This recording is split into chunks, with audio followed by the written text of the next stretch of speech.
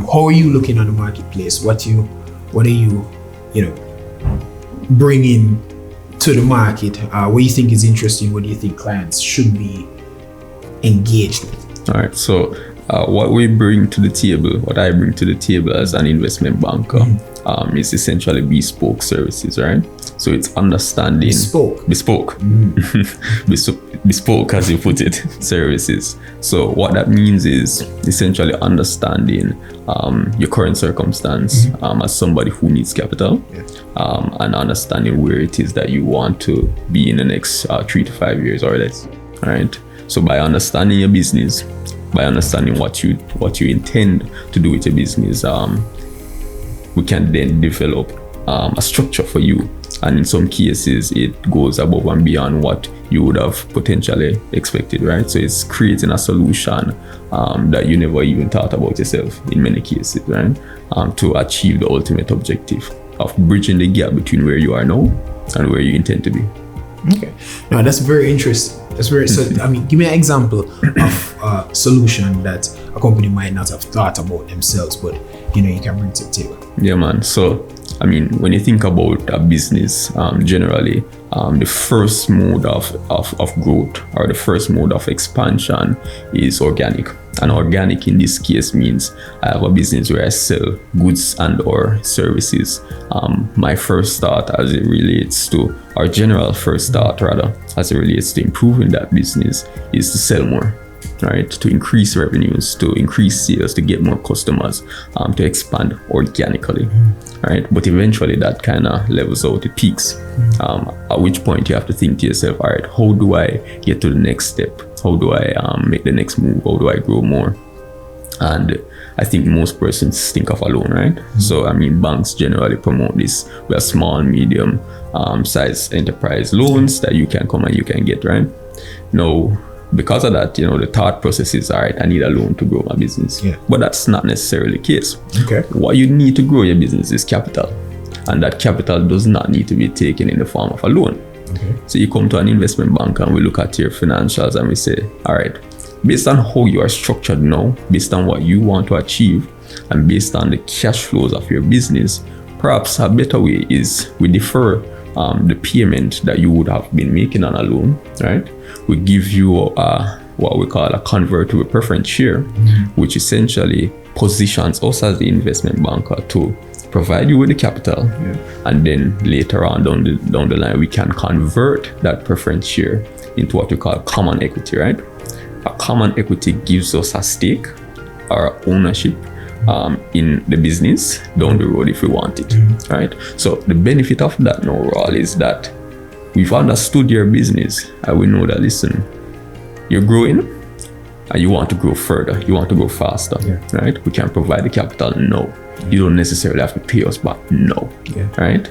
In fact, if we convert that preference share, you never have to actually pay us back physical cash, right? We can convert that into equity, list you on the market, and thereby get value for ourselves.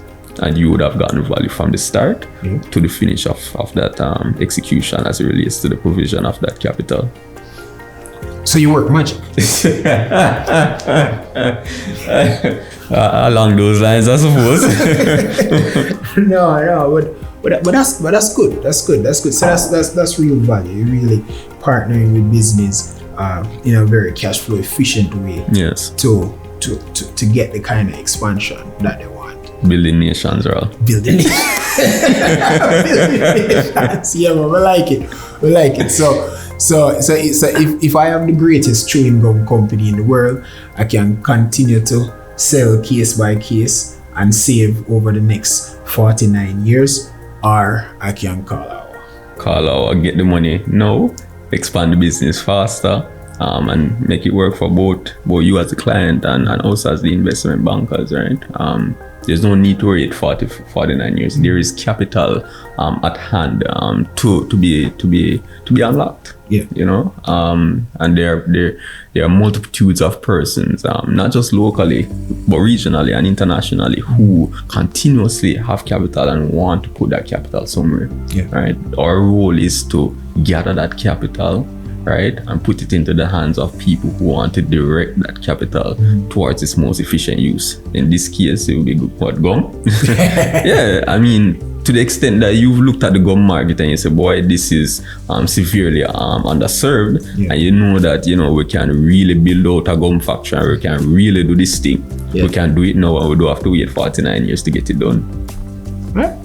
Sounds good. All right. So, I mean, because you kind of bled into what I was going to say before. I mean, where I was going to say next, because if you have a company, like a more established company, but, you know, you're seeing pockets of demand, but your organic cash flow just doesn't enable you to expand in 6 markets simultaneously.